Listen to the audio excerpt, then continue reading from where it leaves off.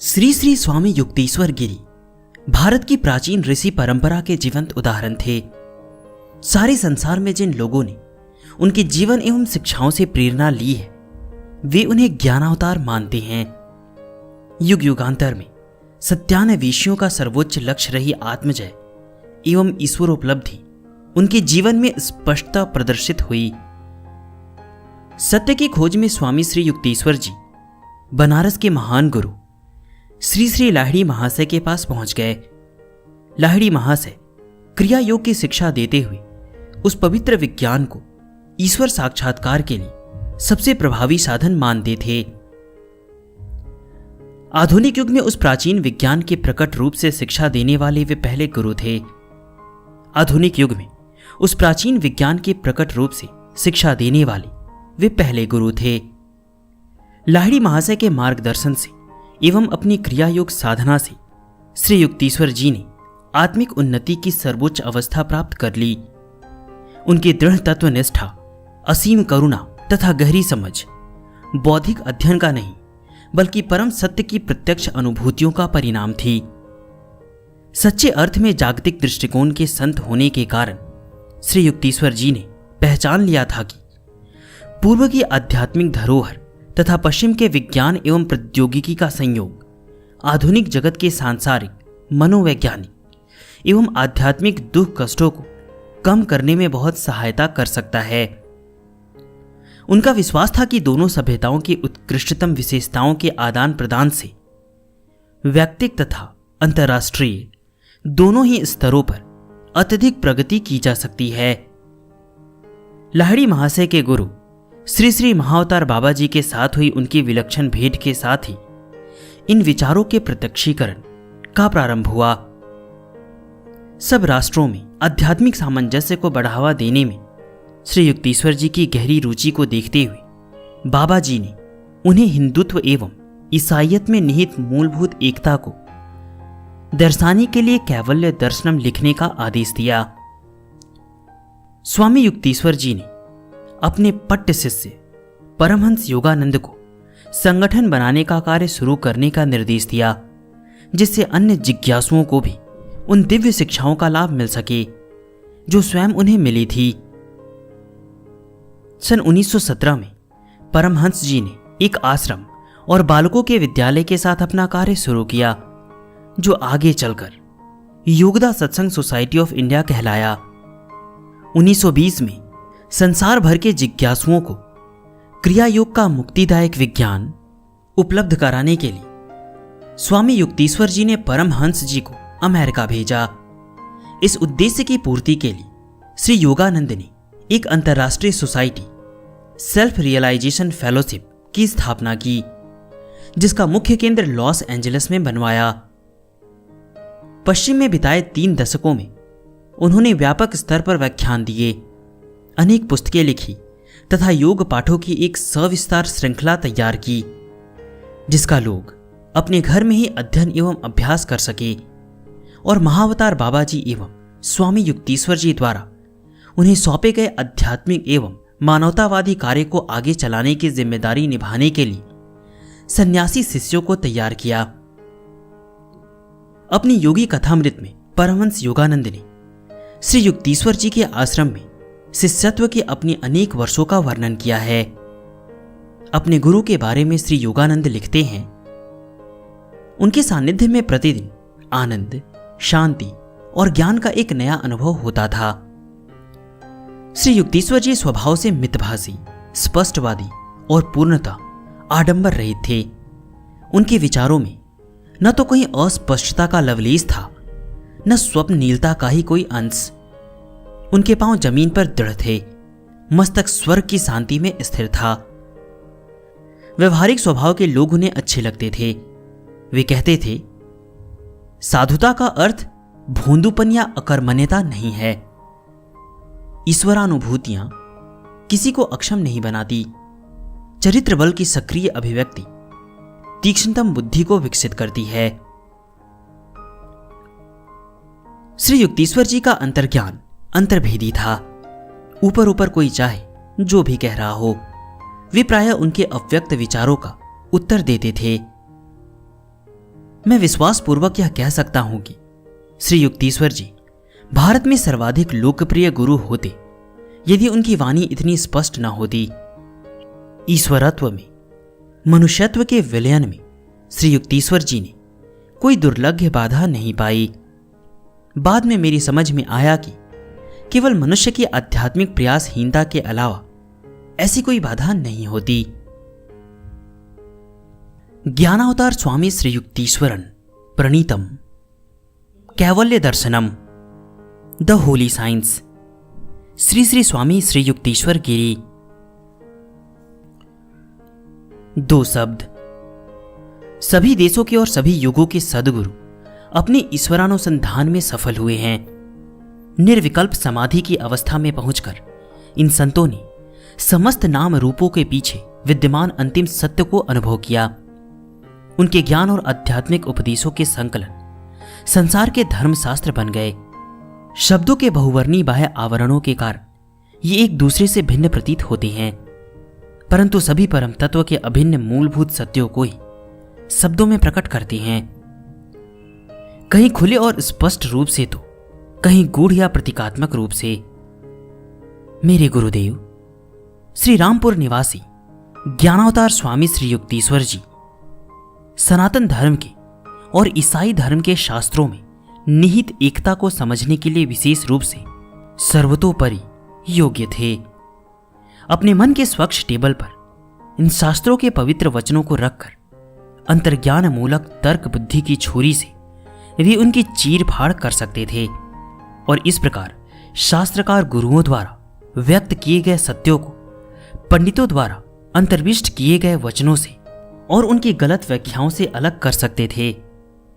ज्ञानावतार स्वामी श्री युक्तेश्वर की अचूक संधानी आध्यात्मिक अंतर्दृष्टि के कारण ही यह संभव हो सका कि अब इस पुस्तक के माध्यम से भारतवर्ष के सांख्य दर्शन तथा बाइबल के समझने में अत्यंत कठिन यूहन्ना का प्रकाशित वाक्य रिविलेशन के बीच मूलभूत एकता स्थापित की जा सकती है। जैसा कि इस पुस्तक की भूमिका में मेरे गुरुदेव ने लिखा है, यह पुस्तक उन्होंने अपने गुरु श्री लाहिड़ी महाशय के गुरु बाबा जी की आज्ञा का पालन करने के लिए लिखी थी। इन तीनों महान गुरुओं के अवतारी जीवन का वर्णन मैंने अपनी पुस्तक योगी कथामृत में किया है। कैवल्य दर्शनम में दिए गए संस्कृत सूत्र श्रीमद् भगवद गीता तथा भारत के अन्य महान शास्त्रों पर काफी प्रकाश डालते हैं। परमहंस योगानंद 249 द्वापर ईस्वी 1949।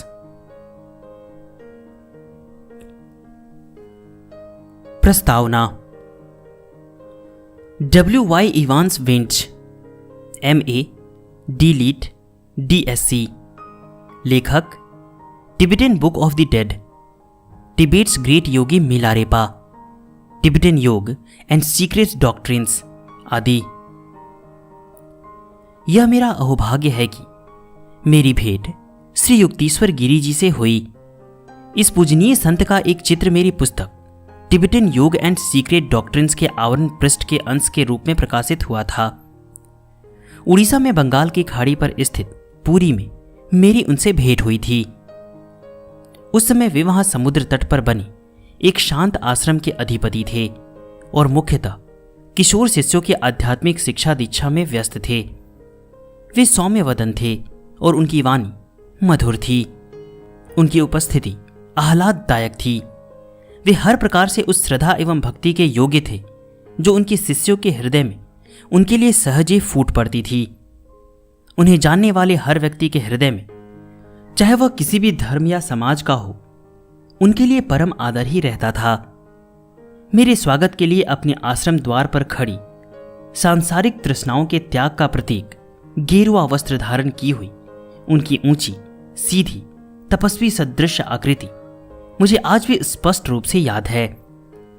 इस जगत में अपने निवास के लिए उन्होंने पवित्र नगरी पुरी को चुना था, जहां प्रतिदिन भारतवर्ष के प्रत्येक प्रांत से हजारों की संख्या में धर्मपरायण हिंदू तीर्थ यात्रा पर जगन्नाथ मंदिर के दर्शन करने आते हैं।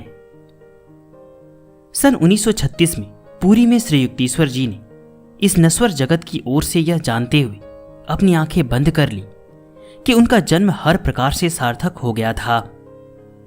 मुझे हार्दिक प्रसन्नता है कि श्री युक्तेश्वर जी के उदात्त एवं परम पावन चरित्र का यह विवरण लिखने का मुझे सौभाग्य प्राप्त हुआ।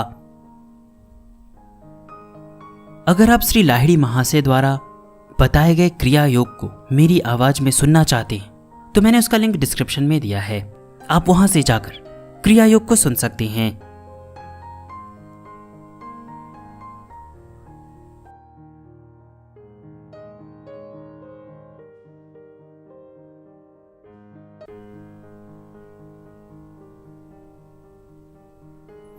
भूमिका। प्रयाग क्षेत्र में वर्तमान द्वापर युग के 194वें वर्ष में परम गुरुराज यानी महाअवतार बाबा जी से प्राप्त हुई आज्ञा के अनुसार यह कृति जगत के कल्याण के लिए, संसार तपो से विदग्ध जनों की तुष्टि के लिए प्रकाशित की जा रही है। इस कैवल्य दर्शनम की रचना कड़ार वंश के क्षेत्रनाथ एवं कादम्बिनी के सुपुत्र प्रियनाथ स्वामी द्वारा की गई है। यह पुस्तक 1894 में लिखी गई थी।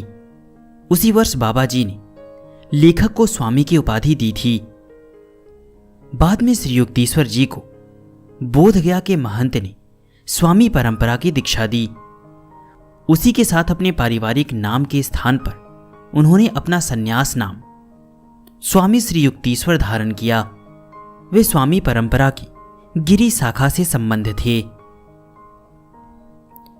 इस पुस्तक का उद्देश्य यथासंभव स्पष्टता के साथ यह दिखाना है कि सब धर्मों में सारभूत एकता है, कि विभिन्न धर्मों और पंथों द्वारा प्रतिपादित सत्यों में कोई भेद नहीं है, कि एक ही पद्धति से विश्व का क्रम विकास हुआ है, बाह्य विश्व का और आंतरिक विश्व का भी, और यह भी कि सभी धर्मशास्त्रों ने एक ही परम ध्येय की चर्चा की है।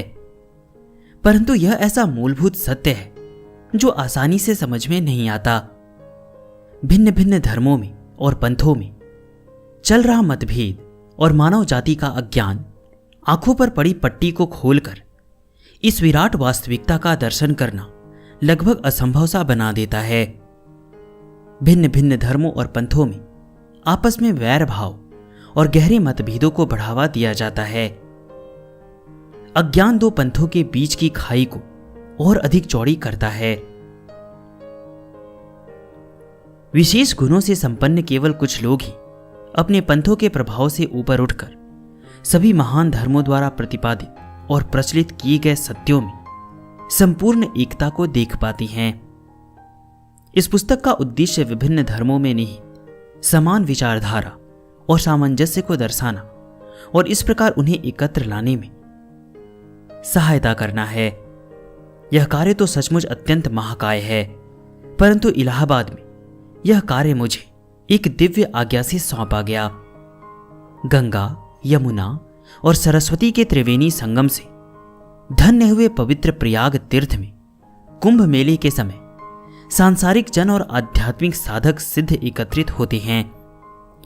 सांसारिक जनों ने अपनी को जिन सीमा मर्यादाओं में बांध लिया है उन्हें वे पार नहीं कर सकते, और आध्यात्मिक साधक भी संसार को एक बार त्याग देने के पश्चात अपनी ऊंचाइयों से नीचे उतरकर पुनः उसके प्रपंच में नहीं पड़ सकते। फिर भी संसार में पूर्णतः लिप्त हुए सांसारिक जनों को उन महान सिद्ध साधकों की सहायता एवं मार्गदर्शन की आवश्यकता तो है ही, जिन्होंने मानव जाति को सदा ही प्रकाश दिखाया है। अतः किसी ऐसे स्थान का होना अत्यावश्यक हो जाता है जहां मानव जाति के ये दो वर्ग एकत्र आ सके। तीर्थ इस आवश्यकता की पूर्ति करता है। तीर्थ संसार सागर के तट पर स्थित होता है, इसलिए इस सागर के आंधी तूफान और लहरों के थपेड़े उसे छू नहीं सकते। अतः मानव जाति के कल्याण का संदेश उन लोगों को दे देने के लिए जो उसे ग्रहण कर सकते हैं, कुंभ मेला साधु तपस्वियों को अत्यंत उपयुक्त स्थान प्रतीत होता है। ऐसे ही एक संदेश का प्रवर्तन करने के लिए मुझे उस समय चुना गया जब 1894 के जनवरी महीने में मैं इलाहाबाद के कुंभ मेले में गया था। मैं गंगा तट पर चलता जा रहा था। तब एक व्यक्ति मुझे बुलाने आया और उसके बाद एक अत्यंत महान संत बाबा जी से साक्षात्कार का सौभाग्य मुझे प्राप्त हुआ। बाबा जी मेरे गुरु काशी के लाहिड़ी महाशय के गुरु थे। इस प्रकार के महान संत जिनसे उस कुंभ मेले में मेरी भेंट हो गई, मेरे अपने ही परम गुरु महाराज थे। यद्यपि यह हमारी पहली ही भेंट थी, बाबा जी के साथ मेरी चर्चा में एक विशिष्ट वर्ग के ऐसे लोगों का भी विषय उठा जो आजकल तीर्थ स्थानों में बहुतायत में देखे जाते हैं। मैंने विनम्रता के साथ कहा कि उस समय उस मेले में उपस्थित अधिकांश लोगों से कहीं अधिक बुद्धिमान लोग विश्व के सुदूर हिस्सों में यूरोप और अमेरिका में रह रहे थे, जो विभिन्न धर्मों के तथा पंथों के अनुयायी हैं और कुंभ मेले के वास्तविक महत्व से पूर्णतः अनभिज्ञ हैं। जहां तक बुद्धिमानी का प्रश्न है, तो वे ही लोग साधु संतों के संपर्क में आकर उपदेश पाने के अधिक योग्य अधिकारी हैं। परंतु फिर भी उन विदेशों में रहने वाले ये बुद्धिमान लोग निरे भौतिकवाद में आकंठ डूबे हुए हैं।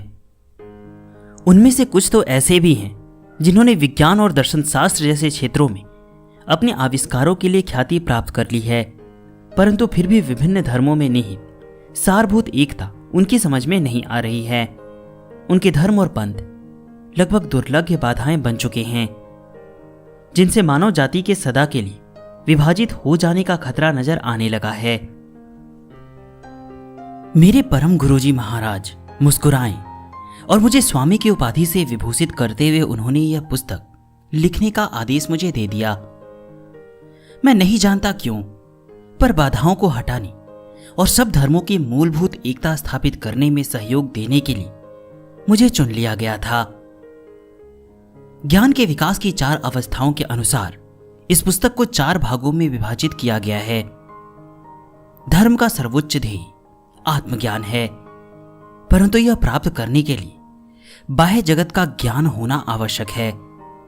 अतः इस पुस्तक का प्रथम भाग वेद से संबंधित है और इसमें सृष्टि के मूलभूत तथ्यों की तथा शून्य से उसके विकास की एवं पुनः शून्य में विलीन की प्रक्रिया की चर्चा की गई है। सृष्टि की श्रृंखला में बड़े से बड़े जीव से लेकर छोटे से छोटे जीव भी 3 अनुभूतियों के प्रति उत्सुक दिखाई देते हैं: अस्तित्व, चेतना एवं आनंद। इस पुस्तक के द्वितीय भाग में इन्हीं 3 उद्देश्यों की या ध्येयों की चर्चा की गई है। तृतीय भाग जीवन के इन 3 उद्देश्यों की पूर्ति की पद्धतियों से संबंधित है। चतुर्थ भाग में उन अनुभवों का वर्णन है जो जीवन के इन 3 उद्देश्यों की पूर्ति के मार्ग पर उन्नत हुए और अपने अंतिम लक्ष्य के पास पहुंचे लोगों को प्राप्त होते हैं। इस पुस्तक में मैंने जिस पद्धति का अवलंबन किया है, उसमें पहले मैंने भारतीय ऋषियों की भाषा में विषय से संबंधित संस्कृत सूत्र प्रस्तुत किए हैं और फिर उन्हें पाश्चात्य देशों के धर्म शास्त्रों का संदर्भ देकर स्पष्ट किया है। इस प्रकार मैंने पूर्ण प्रयास किया है यह स्पष्ट करने का कि पौवार्त्य और पाश्चात्य धर्मशास्त्रों की शिक्षाओं में वास्तविकता कोई अंतर नहीं है और विरोध तो बिल्कुल ही नहीं। यह पुस्तक मेरे परम गुरुदेव की प्रेरणा से लिखी गई है और द्वापर युग में लिखी गई है, जिसमें ज्ञान के सभी क्षेत्रों में तीव्र गति से विकास होता है और हो रहा है। अतः मैं आशा करता हूं कि इस पुस्तक की सारगर्भिता उन लोगों की पकड़ से बाहर नहीं रहेगी जिनके लिए इसका प्रयोजन है।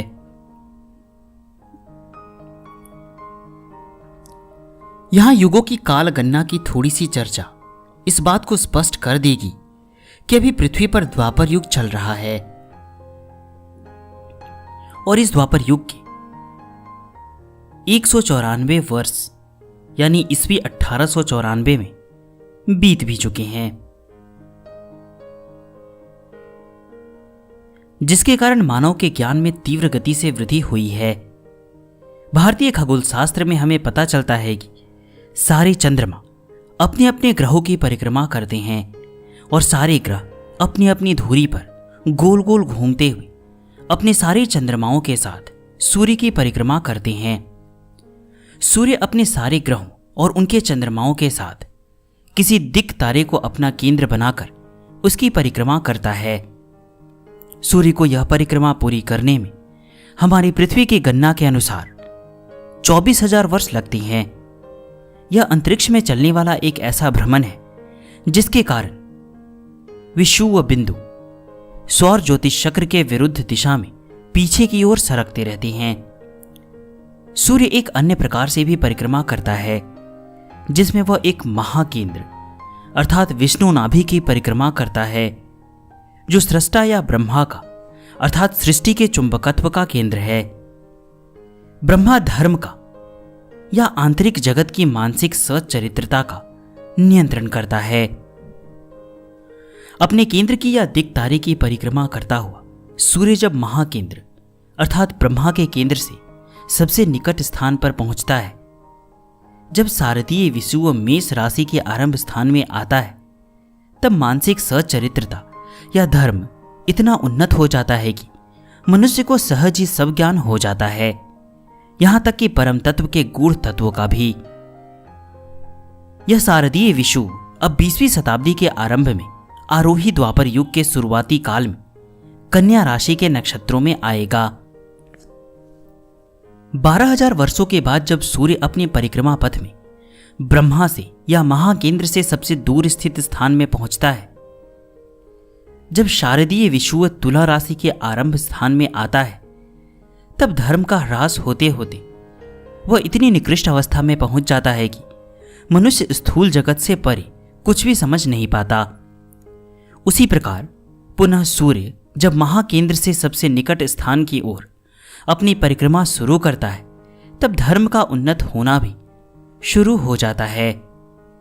यह विकास 12,000 वर्षों में धीरे धीरे पूर्ण होता है। 12,000 वर्षों के ये दोनों ही आवर्त काल संपूर्ण परिवर्तन लाते हैं। बाह्य स्तर पर स्थूल जगत में भी और आंतरिक स्तर पर बौद्धिक जगत में भी। इन दोनों आवर्तन कालों को एक एक दैवयुग कहा जाता है।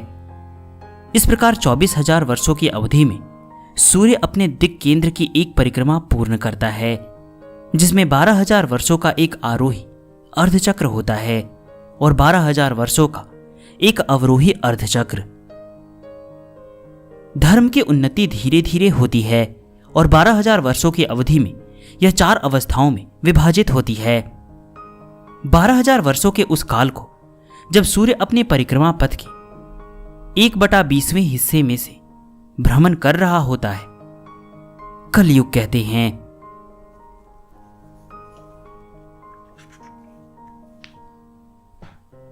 इस काल में धर्म अपनी आरंभिक अवस्था में होता है।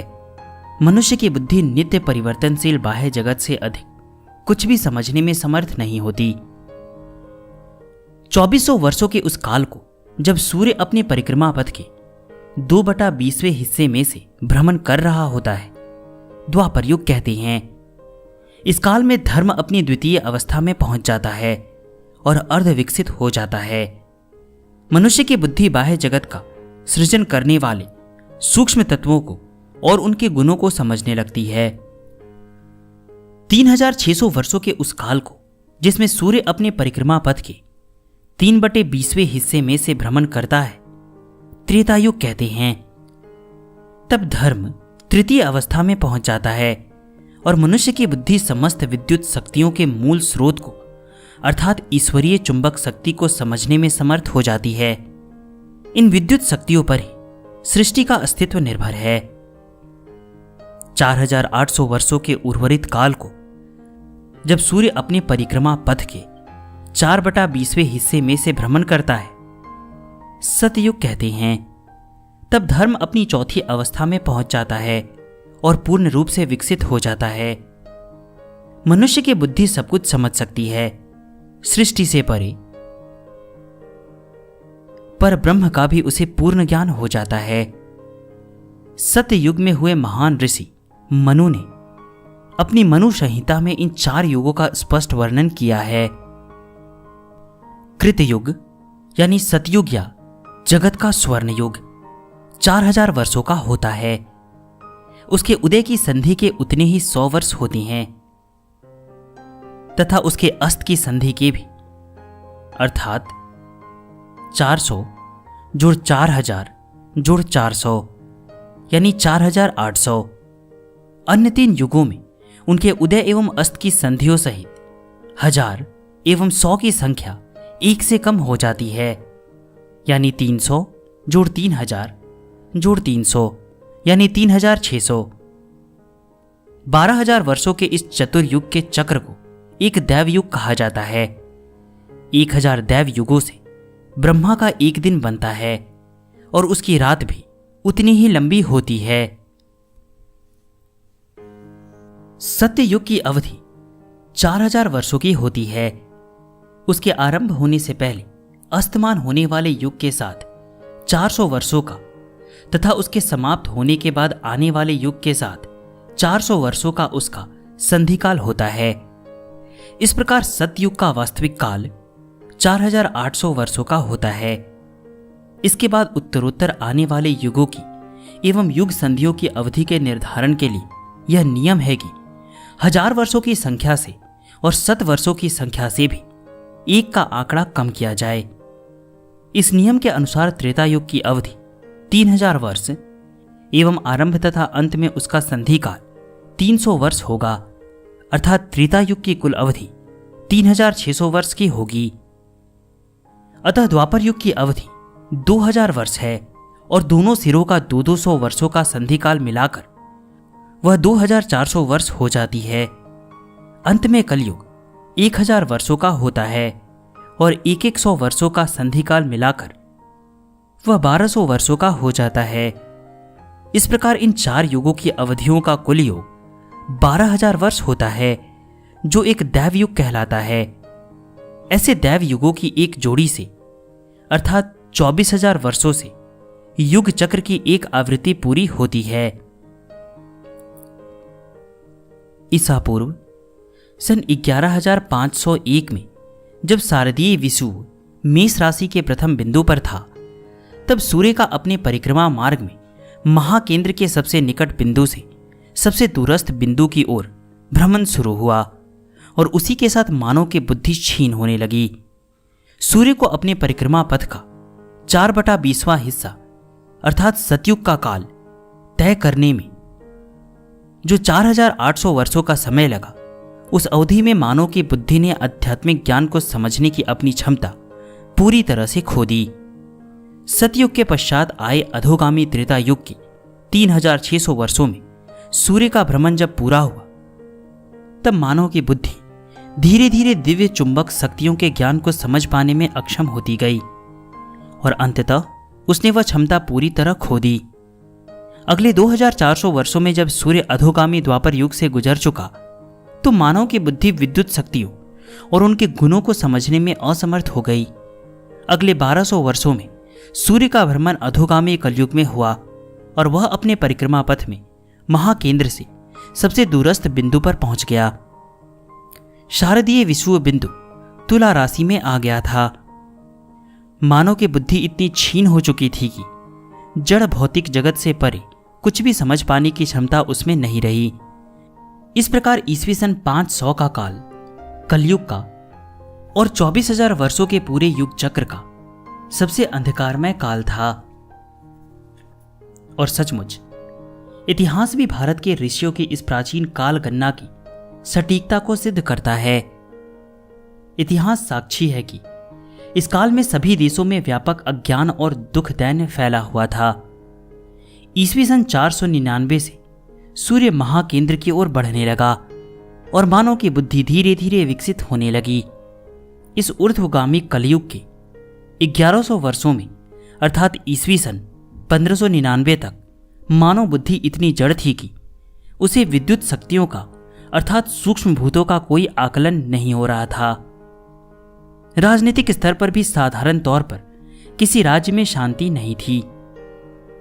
इस काल के बाद जब कलयुग और उत्तरवर्ती द्वापर युग के बीच का 100 वर्षों का संधिकाल शुरू हुआ, तो लोगों को सूक्ष्म तत्वों की या विद्युत शक्तियों के गुणों की अर्थात पंच तन्मात्राओं की पहचान होने लगी। राजनीतिक स्तर पर भी शांति स्थापित होने लगी। ईस्वी सन 1600 के लगभग विलियम गिलबर्ट ने चुंबकीय शक्तियों को पहचाना और देखा कि सभी जड़ पदार्थों में विद्युत शक्ति विद्यमान है।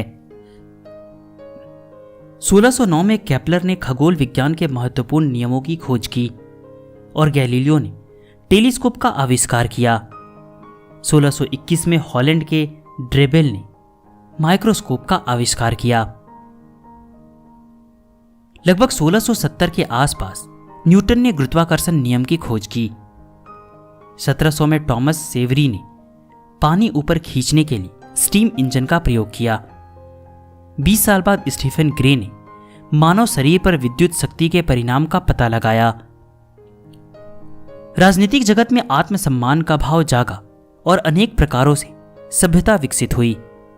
इंग्लैंड स्कॉटलैंड के साथ मिलकर एक शक्तिशाली राज्य बन गया। नेपोलियन बोनापार्ट ने दक्षिण यूरोप में अपनी नई न्याय संहिता लागू की। अमेरिका स्वतंत्र हो गया। यूरोप के अनेक हिस्सों में शांति स्थापित हो गई। विज्ञान की प्रगति के साथ विश्व भर में रेलवे और टेलीग्राफिक तारों का जाल बिछ गया। सूक्ष्म पदार्थों की रचना का स्पष्ट आकलन तो नहीं हुआ था, परंतु तब भी स्टीम इंजनों, विद्युत यंत्रों एवं अन्य अनेक प्रकार के उपकरणों की सहायता से उनका उपयोग किया जाने लगा।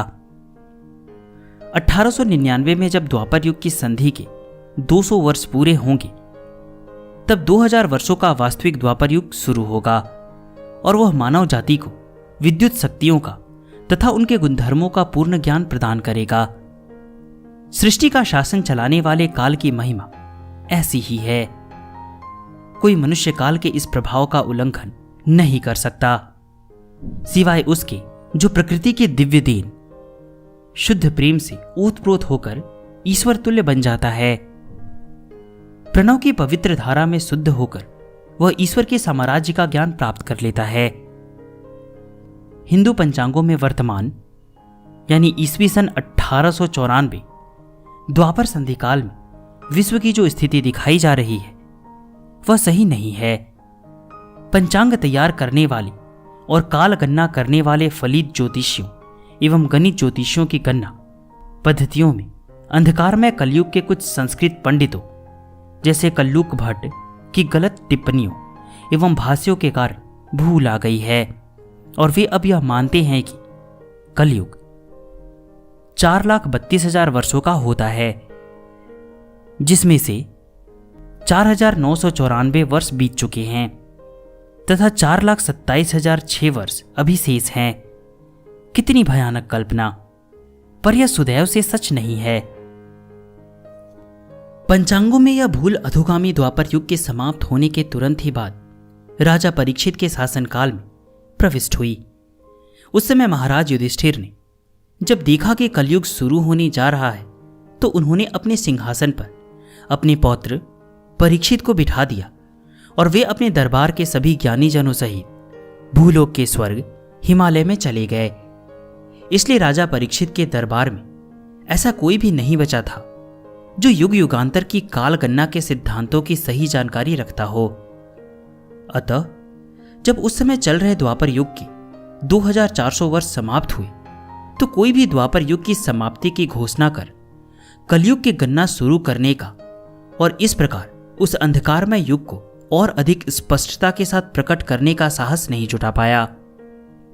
इसलिए काल गणना की इस गलत पद्धति का अवलंबन कर द्वापर युग की ही वर्ष संख्या में 1 का आंकड़ा जोड़कर 2401 को कलयुग का प्रथम वर्ष माना गया।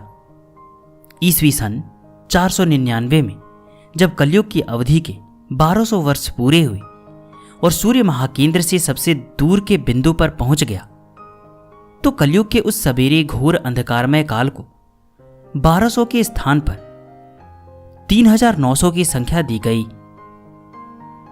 ईस्वी सन 499 के बाद ऊर्ध्वगामी कलयुग शुरू हुआ। सूर्य अपने परिक्रमा पथ में महाकेंद्र की ओर बढ़ने लगा और फलतः मानव की बुद्धि का तदनुरूप विकास होने लगा। इस कारण पंचांगों में हुई यह भूल उस समय के कुछ विद्वानों के ध्यान में आने लगी, क्योंकि उन्होंने देखा कि प्राचीन ऋषियों ने तो कलयुग की अवधि 1200 वर्षों की बताई है, परंतु जो कि इन विद्वानों की भी बुद्धि अभी पर्याप्त रूप से विकसित नहीं हुई थी, इसलिए वे केवल भूल को ही पकड़ पाए। उसका कारण उनकी समझ में नहीं आ सका। इस भूल का समाधान उन्होंने इस तर्क के साथ किया कि कलयुग की अवधि के जो 1200 वर्ष बताए गए हैं वे हमारे भूलोक के साधारण 1200 वर्ष नहीं रहे होंगे, बल्कि 1200 दैव यानी देवताओं के वर्ष रहे होंगे, जिनके एक वर्ष में 30-30 दैव दिनों के 12 दैव महीने रहते हैं और एक दैव दिन पृथ्वी के एक वर्ष के बराबर होता है। अतः इन विद्वानों ने माना कि कलयुग के 1200 वर्ष अवश्य ही पृथ्वी के 4,32,000 वर्षों के बराबर रहे होंगे। परंतु सही निष्कर्ष पर आने के लिए हमें सन 1894 के वसंत में पड़ने वाले वसंत विषुव या महाविषुव की स्थिति का विचार करना होगा। खगोल विज्ञान के ग्रंथों से पता चलता है कि महाविषुव अभी मेष राशि के प्रथम बिंदु यानी रेवती नक्षत्र से 20 डिग्री 54 मिनट 36 सेकंड दूर है। इसके गणित से यह स्पष्ट हो जाता है कि जब मेष राशि का प्रथम बिंदु से महाविषुव दूर हटने लगा तब से अब तक 1394 वर्ष बीत गए हैं। 1394 में से ऊर्ध्वगामी कलयुग के 1200 वर्षों को निकाल दिया जाए तो यह स्पष्ट हो जाता है कि अब ऊर्ध्वगामी द्वापर युग के 194 वर्ष बीत चुके हैं। इस प्रकार पुराने पंचांगों में की गई भूल स्पष्ट रूप से सामने आ जाती है। जब हम 1394 वर्षों की संख्या में 3600 वर्षों की संख्या को जोड़ देते हैं और इनका कुल योग हमें मिलता है 4994 वर्ष, जो वर्तमान गलत सिद्धांत के अनुसार हिंदू पंचांगों में इस चालू वर्ष यानी 1894 को दिखाता है। इस पुस्तक में कुछ ऐसे तथ्यों का उल्लेख किया गया है जिनका पूर्ण ज्ञान अभी तक आधुनिक विज्ञान को नहीं हुआ है, जैसे चुंबक शक्ति, उसके प्रभामंडल, भिन्न भिन्न प्रकार के विद्युत शक्तियां आदि। यदि तंत्रिकाओं के गुणधर्मों पर ध्यान दिया जाए जिनका स्वरूप पूर्णतः विद्युतीय है, तो 5 प्रकार के विद्युत शक्तियों का आकलन आसानी से हो सकता है। 5 संवेदी तंत्रिकाओं में से प्रत्येक तंत्रिका का कार्य अन्य 4 से भिन्न है और वह केवल उसी की विशेषता है। दृष्टि से संबंधित तंत्रिका केवल प्रकाश का ही वहन करती है। वह श्रवण से संबंधित तंत्रिका का या अन्य किसी तंत्रिका का कार्य नहीं करती। श्रवण से संबंधित तंत्रिका केवल ध्वनि का ही वहन करती है, किसी अन्य तंत्रिका का कार्य नहीं करती। यही बात अन्य सभी तंत्रिकाओं के साथ भी है। इस प्रकार यह स्पष्ट है कि विद्युत शक्ति 5 प्रकार की है, जो ब्रह्मांड में व्याप्त महाविद्युत शक्ति के 5 गुणधर्मों के अनुरूप है। जहां तक चुंबक शक्ति के गुणधर्मों का प्रश्न है, तो मानव बुद्धि की समझ शक्ति अभी इतनी सीमित है कि साधारण जन को यह समझाने का प्रयास करना ही व्यर्थ है। त्रेता युग के मानव की बुद्धि दिव्य चुंबक शक्ति के गुणधर्मों को आसानी से समझ पाएगी। अगला त्रेता युग ईस्वी सन 4099 में शुरू होगा। निसंशय आज भी अपवाद स्वरूप ऐसे असामान्य लोग इस संसार में हैं जो काल के प्रभाव से ऊपर उठे होने के कारण उन सब बातों को समझ सकते हैं जो साधारण मनुष्य की समझ से परे है।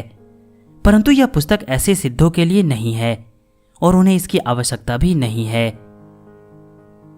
अंत में इस बात पर भी हमें गौर करना चाहिए कि विभिन्न ग्रह सप्ताह के भिन्न भिन्न दिनों पर अपना प्रभाव डालते हैं और जिस दिन पर जिस ग्रह का प्रभाव होता है उस दिन को उसी ग्रह के नाम से जाना जाता है।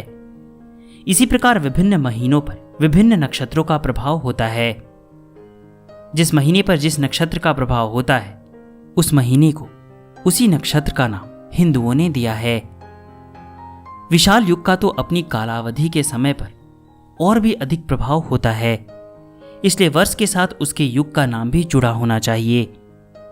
युगों का निर्धारण विषुवों की स्थिति से होता है, अतः युगों के संदर्भ में वर्षों का क्रमांकन वैज्ञानिक तत्व पर आधारित होता है। इस पद्धति के प्रयोग से गतकाल में विशिष्ट कारण का निर्धारण करने में जो समस्याएं आई हैं, केवल काल की पहचान ग्रह तारों नक्षत्रों के साथ जुड़ी न होकर उस समय के प्रसिद्ध व्यक्तियों के साथ जुड़ी हुई थी। वैसी समस्याएं फिर नहीं आएंगी। इसलिए जिस वर्ष में यह भूमिका लिखी जा रही है उस वर्ष को ईस्वी सन 1894 लिखने के स्थान पर हम द्वापर 194 लिखना चाहेंगे, जिससे अभी चल रहे युग के निश्चित समय को दर्शाया जा सके। भारत में कालगणना की यह प्रथा राजा विक्रमादित्य के शासनकाल तक प्रचलित थी और उसके शासनकाल से संवत गणना शुरू की गई। कालगणना की युग पद्धति ही तर्कसंगत लगती है, इसलिए हम इसी पद्धति का उपयोग करते हैं और जनसाधारण से भी प्रतिपादन करते हैं कि वे इसी पद्धति को उपयोग में लाएं। अब द्वापर युग के इस 194 वर्ष में, चूंकि कलयुग को समाप्त हुए काफी समय बीत चुका है, संसार आध्यात्मिक ज्ञान को प्राप्त करने का प्रयास करने लगा है और लोगों को एक दूसरे से प्रेमपूर्ण सहायता की आवश्यकता पड़ रही है। मैं आशा करता हूं कि मेरे परम गुरु महाराज महाअवतार बाबा जी के आदेश से लिखी गई इस पुस्तक का प्रकाशन कुछ आध्यात्मिक सेवा प्रदान कर सकेगा। स्वामी श्री युक्तेश्वर गिरी, श्री रामपुर, पश्चिम बंगाल, फाल्गुन 26, द्वापर 194, ईस्वी सन 1894।